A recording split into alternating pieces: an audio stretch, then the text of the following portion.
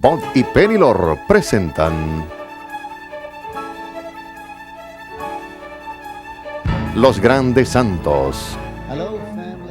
Hola familia y bienvenidos, somos Bob y Penilor. Nuestro Señor Jesús nos ha dado un santo muy especial para compartir hoy con ustedes. Uno de los santos más grandes en la historia de nuestra iglesia. Es un doctor de la iglesia, un reformista de la orden franciscana y un gran santo. Pero ustedes y nosotros lo conocemos simplemente como San Antonio de Padua, buscador de almas perdidas. San Antonio de Padua, buscador de artículos perdidos. Un franciscano de Padua una vez me aseguró: «Oh, San Antonio no le molesta y de hecho le gusta ser parte de la vida diaria de uno. Ven, a la vez que uno le pide ayuda para encontrar algo, él le ayuda a uno suavemente de la mano hacia Jesús». Cada vez que nuestra iglesia se encuentra en peligro y parece que el infierno la va a aniquilar, nuestro Señor llama a un santo. San Antonio nació durante el periodo de opresión. Portugal y gran parte de Europa habían estado bajo el dominio musulmán durante siglos. Nació el 5 de agosto de 1195 en la fiesta de la Asunción de María al cielo. Su nombre de pila fue Fernando, que significa audaz durante la paz, y él lo fue hasta el final de su vida. Aunque guapo y bien aceptado por sus amigos, a los 15 años, Fernando comenzó a sentir un vacío en su vida.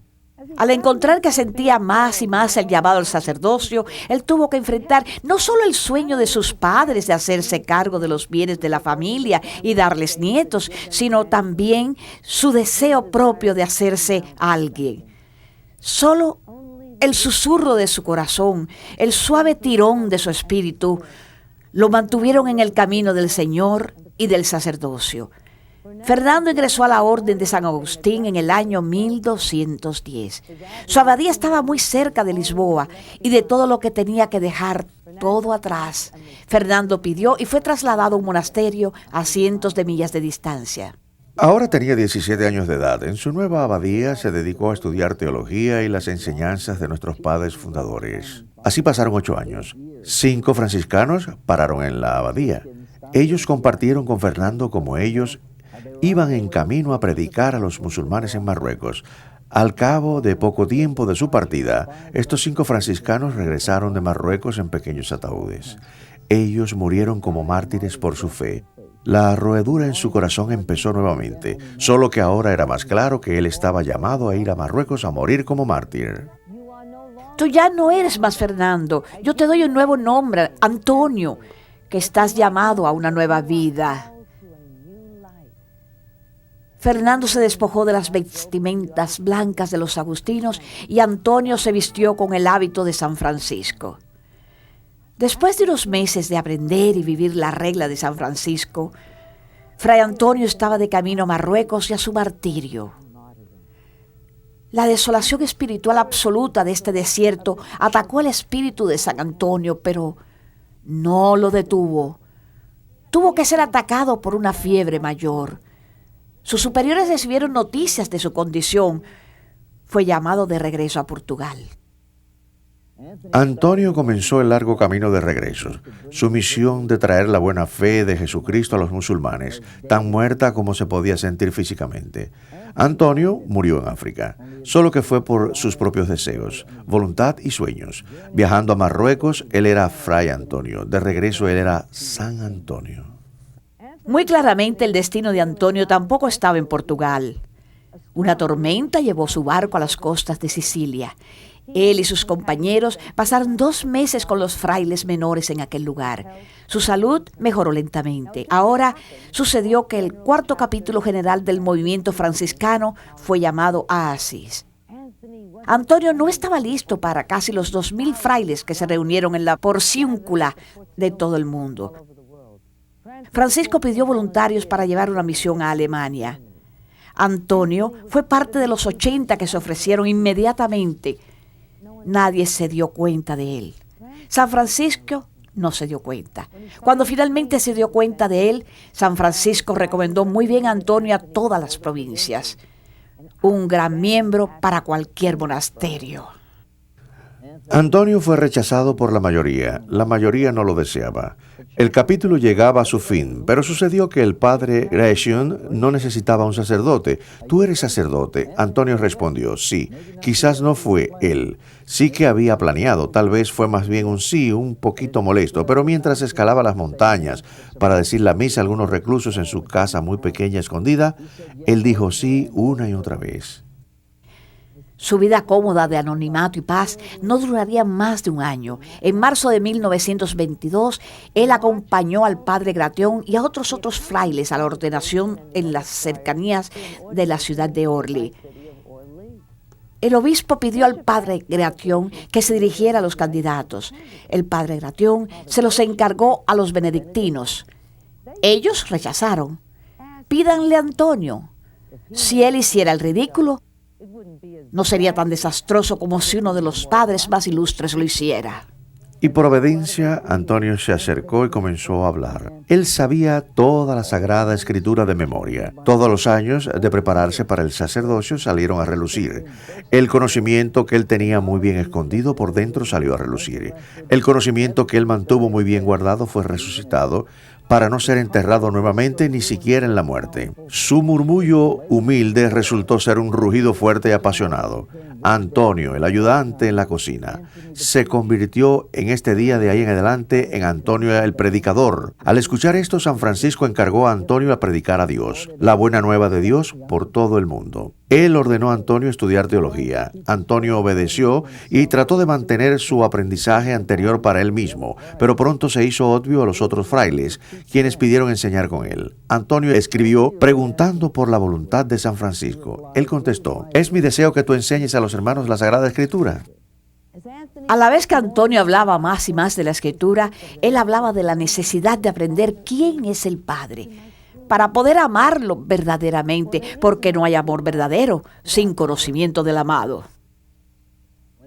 Cuando estaba en Francia, les hablaba a los franceses y aunque nunca había estudiado el idioma, le entendían. En Italia predicaba en italiano. Obtuvo un conocimiento limitado del idioma de unos hermanos analfabetas en la ermita, apenas adecuado para predicar la fe. San Antonio predicó una vez frente al Papa y sus cardenales. Hablaban griego, latín, eslávico e inglés, a la vez que muchos otros idiomas. Cada uno de ellos le entendió en su propio idioma el Pentecostés una vez más. Era un período de herejía. La ignorancia de nuestra fe católica era común entre los fieles. Consecuentemente, la herejía era fácilmente aceptada por ellos. San Antonio dejó páginas y páginas de textos fustigando a aquellos que se desviaban del buen camino y que desviaban a las ovejas inocentes.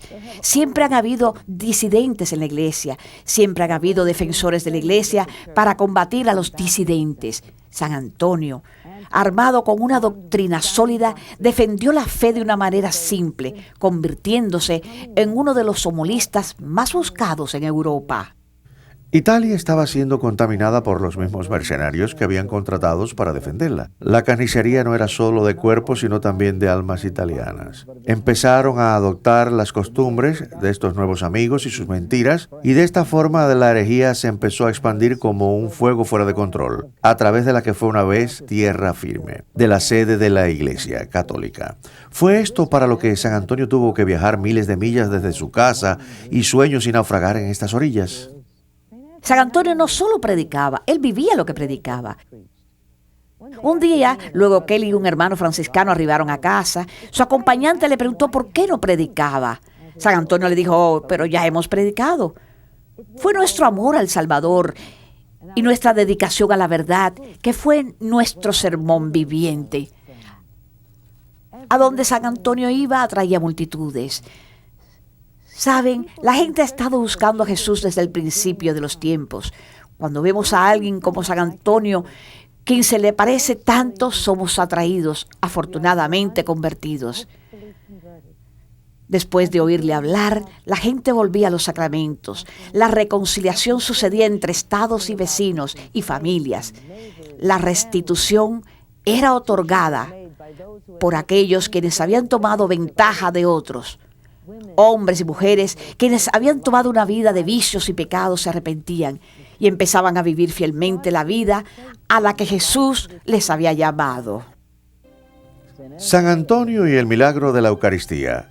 En Rímini, cuando los herejes se burlaron de él, caricaturizándolo, cuando habló sobre la Eucaristía, San Antonio les pidió la espalda y empezó a predicar hacia él, hacia el mar, a los peces. Estos se salieron a la superficie y se quedaron quietos, escuchando la homilía ofrecida por San Antonio. Al terminar, San Antonio les dio la bendición y los peces regresaron al mar. La palabra se regó por el pueblo y los herejes se convirtieron en masa, pero había un hombre, Bombio, quien no estaba impresionado. Él los retó. Tú que tienes a los peces embrujados, veamos si puedes hacer lo mismo con mi mula. El hereje le dio a comer a su mula por 3 días. Al cabo de los 3 días, San Antonio se paró al final de la plaza sosteniendo la Eucaristía y Bombio en el otro lado con un balde lleno de la comida favorita de su animal. Si la mula iba primero con San Antonio, el hereje dejaría de hostigar a los católicos. La mula no había comido por 3 días. San Antonio ayunó y rezó por 3 días. Al tercer día, San Antonio celebró la misa en la iglesia del pueblo. Él trajo la Eucaristía en procesión a la plaza. El lugar estaba lleno de herejes a un lado y de conversos en el otro. Bombio trajo a su mula. San Antonio se acercó a una esquina de la plaza con la Eucaristía en la mano. El hereje se quedó del otro lado con el balde lleno de la comida favorita del animal. San Antonio le dio al animal un pequeño sermón. Criatura de Dios,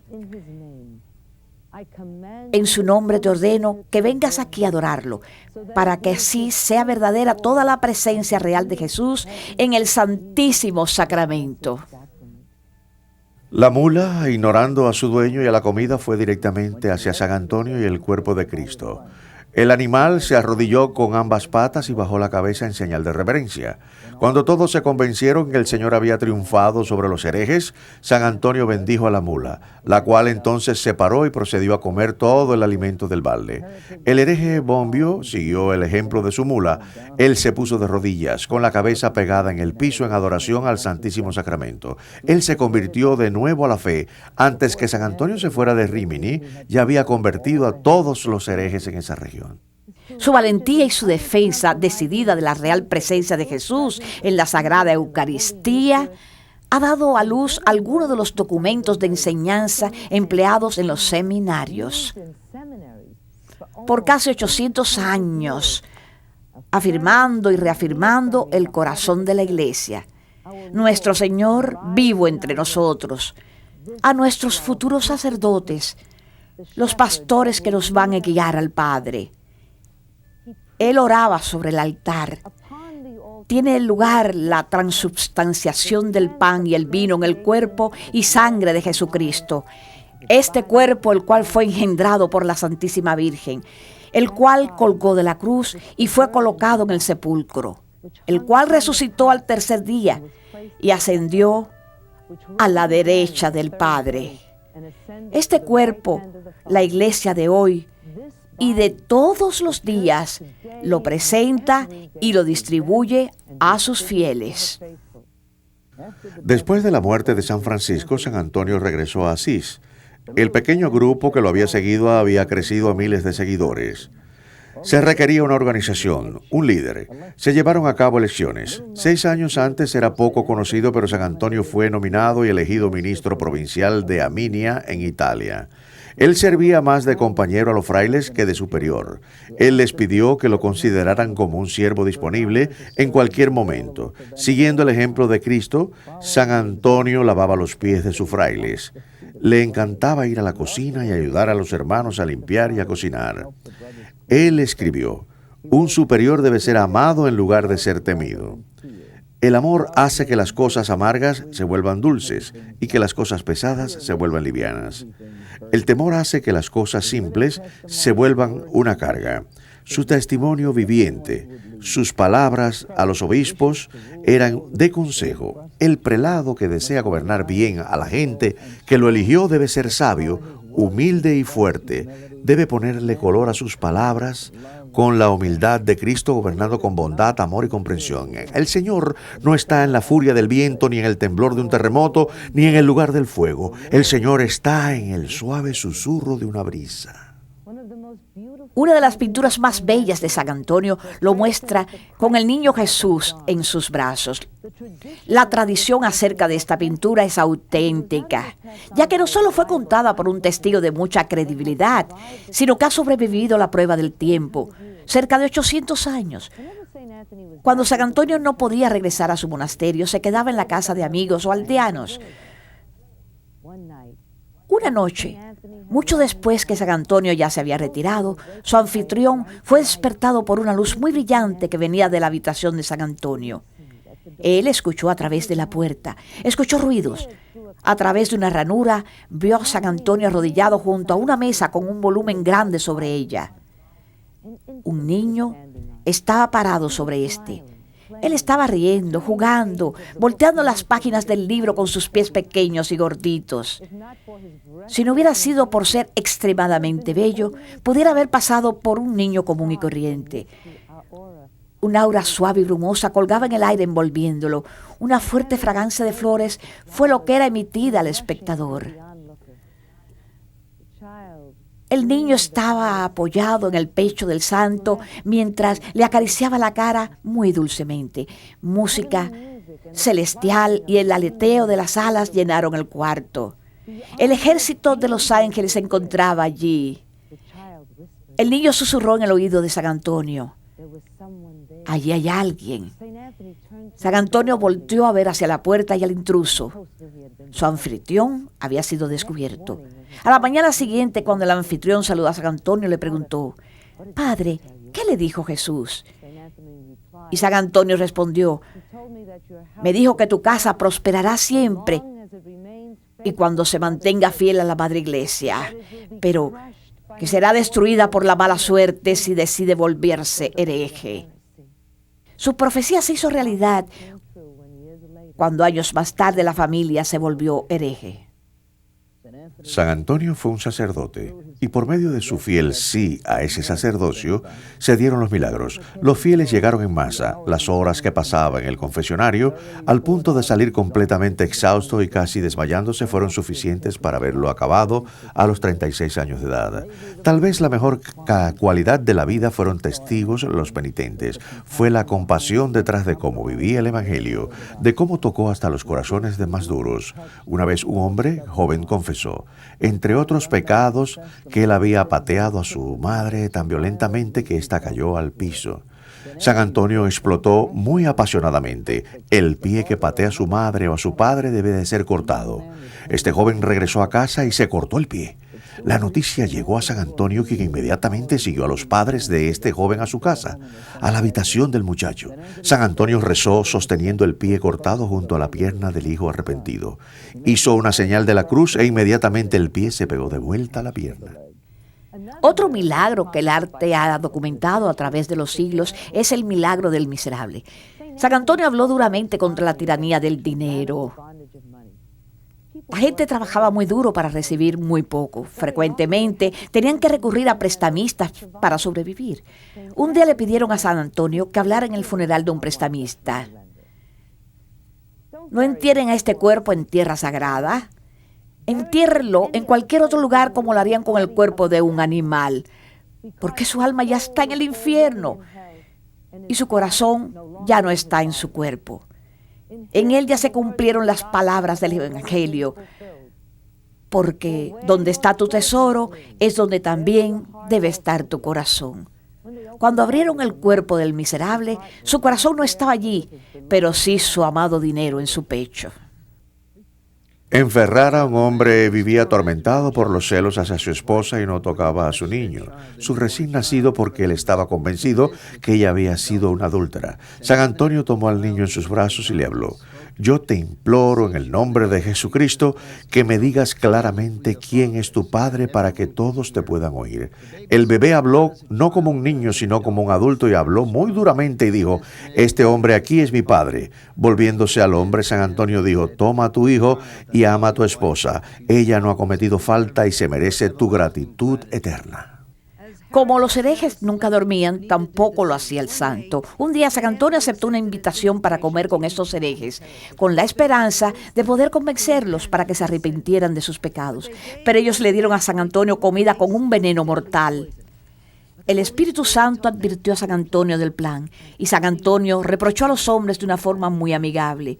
Los herejes respondieron que ellos querían asegurarse de la veracidad de la Biblia. Aun si ellos ingieren veneno, no les hará daño. Ellos trataron de convencerlo para que comiera, prometiéndole que si él resultaba ileso, ellos creerían en el Evangelio. El santo hizo la señal de la cruz sobre la comida, la comió y no se sintió mal.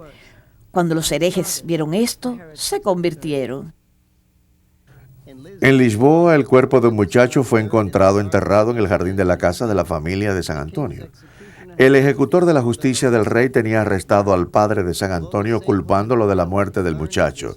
Aunque el santo estaba en Padua, él se enteró de esto a través de inspiraciones divinas y un milagro divino lo llevó de vuelta a su ciudad nativa de Lisboa. Él fue a ver al ejecutor para pedirle que exonerara a su familia. El ejecutor no estaba dispuesto a hacer esto y entonces Antonio ordenó que el cuerpo del muchacho le fuera traído y le ordenó levantarse y decir quién había sido su asesino. Al despertar de su muerte, el muchacho afirmó que la familia de Antonio era completamente inocente de su muerte. De esta manera su padre fue absuelto de toda culpa y dejado en libertad. Un día una joven mujer encontró a su bebé muerto boca arriba en su camita. Llena de dolor fue a buscar a San Antonio, llorando y rogándole que reviviera a su hijito. Compartiendo la pena con esta mujer, San Antonio la animó a tener fe y le dijo: «Ve a casa, porque el Señor te concederá este favor». Ella tuvo fe en sus palabras y regresó a su casa para encontrar a su niño, a quien había dejado muerto, muy ocupado jugando sobre su camita. En otra instancia, una madre encontró a su niño muerto dentro de un caldero de agua hirviendo. Sacó al niño del caldero y lo llevó donde San Antonio. San Antonio rezó sobre el niño e inmediatamente regresó a la vida sin ninguna quemadura o cicatriz en su cuerpo. San Antonio estaba logrando conversiones aún después de su muerte. Un día este caballero llamado Alejandro se estaba divirtiendo con su familia y con muchos invitados. Y todo el mundo hablaba sobre los milagros por medio de la intercesión de San Antonio. Burlonamente, Alejandro vació un vaso que tenía en su mano, lo tiró al piso diciendo: «Si esto es verdad, entonces este vaso no se romperá». Hasta el día de hoy podemos ver el vaso en el relicario. El vaso golpeó el piso de piedra y se quedó intacto. Sin necesidad de decirlo, el caballero se convirtió. En el campo cerca a Padua, una niña llamada Aurielia cayó en una zanja y se ahogó. Su madre, llena de dolor, hizo un voto a Nuestro Señor y a su siervo Antonio, prometiendo que ella llevaría una estatua de cera a la tumba de San Antonio si Dios la regresaba a su hija a la vida. No había acabado de hacer este voto cuando delante de todos la niña movió sus labios y tosió el agua que había tragado. Y así, gracias a la intercesión de San Antonio, la niña se recuperó la temperatura en su cuerpo y volvió a la vida. Después de la muerte de San Francisco, mientras que San Antonio predicaba ferviente y devotamente sobre Jesús de Nazaret, rey de los judíos, los hermanos miraron hacia la puerta y vieron a San Francisco levantando en el aire, con sus brazos extendidos como si estuviera en una cruz, bendiciéndolos. Todos ellos se sintieron llenos del Espíritu Santo. Al presentarse durante el sermón de San Antonio, Francisco confirmó la verdad de las palabras de San Antonio, especialmente aquellas que se refieren a la cruz de Cristo. 16 días antes que San Antonio fuera a ver a su familia, predijo su muerte. Él sabía que iba a morir. El 13 de junio de 1231, Antonio se puso muy enfermo. Pidió regresar a Padua. Él sabía que estaba muriendo y quería que su cuerpo quedara entre los italianos de Padua, que él había aprendido a amar. Él y un fraile emprendieron el viaje lenta y dolorosamente. Luego de una distancia corta, muy débil para proseguir el viaje, su compañero lo llevó a un convento. Inmediatamente los frailes lo llevaron a la cama. Su salud empeoró rápidamente y respirar para él se volvió más difícil. Ellos llamaron a un sacerdote quien oyó su última confesión y lo absolvió de todos sus pecados. De pronto, el ángel de la muerte desapareció del cuarto, como un niño con su madre, quien le acaba de besar y quitar la fiebre. Todas las señales de enfermedad y muerte desaparecieron de su cara. San Antonio comenzó a cantarle a la Madre María: Cuando terminó, sus ojos miraron al cielo. Parecía estar mirando fijamente hacia un punto o hacia alguien. Ellos preguntaron, Padre, ¿qué es lo que ve? Él contestó, veo a mi Señor.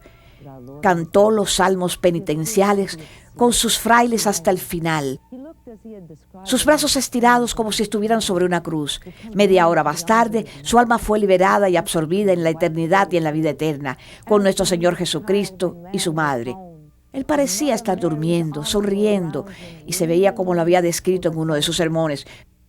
Los frailes trataron de mantener su muerte en forma oculta hasta que pudieran cumplir con la última voluntad del santo de llevarlo a Padua. Ellos sabían que esto sería imposible si se enteraban de su muerte. Parecía que las mismas aves sabían que su predicador los había dejado. Ellas dejaron de cantar. El grito se dejó oír. El santo ha muerto. Tan pronto llegó a oídos de la gente la noticia sobre la muerte de su amado santo, ellos empezaron a pelear sobre su cuerpo. Hubo necesidad de llamar al obispo y finalmente San Antonio fue llevado a su última morada en Padua.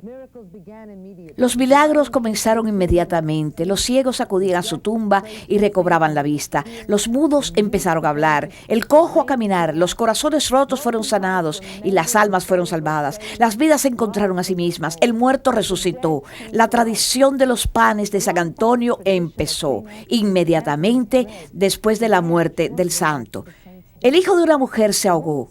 Ella corrió inmediatamente donde San Antonio, cuyo cuerpo todavía no había sido enterrado. Ella le oró y le prometió que si su hijo resucitaba, ella donaría el peso de su hijo en trigo a los pobres cada año. Su petición fue concedida y ahora, casi 800 años más tarde, el 30 de mayo de 1232, San Antonio fue registrado en la Comunión de los Santos.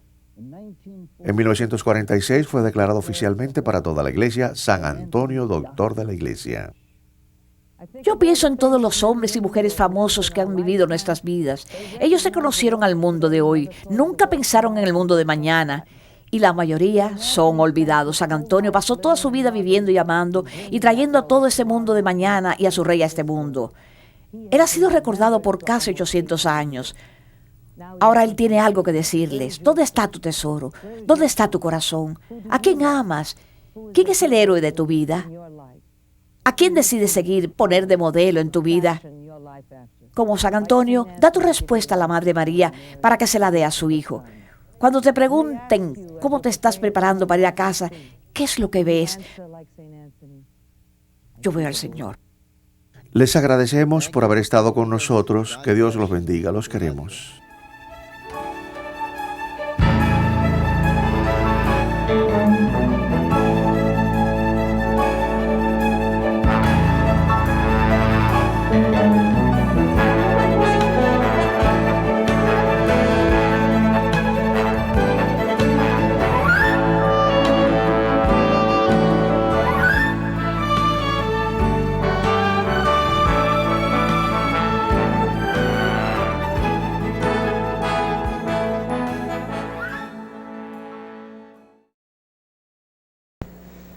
Gracias familia por ver este programa. Este es uno de más de 200 libros y videos de venta en Journeys of Faith. Estos son perfectos regalos para cumpleaños, confirmaciones, primeras comuniones. Siempre que piensen en un regalo, den nuestros libros y videos. Escríbanos a la dirección a su pantalla o llámanos al 1-800-633-2484.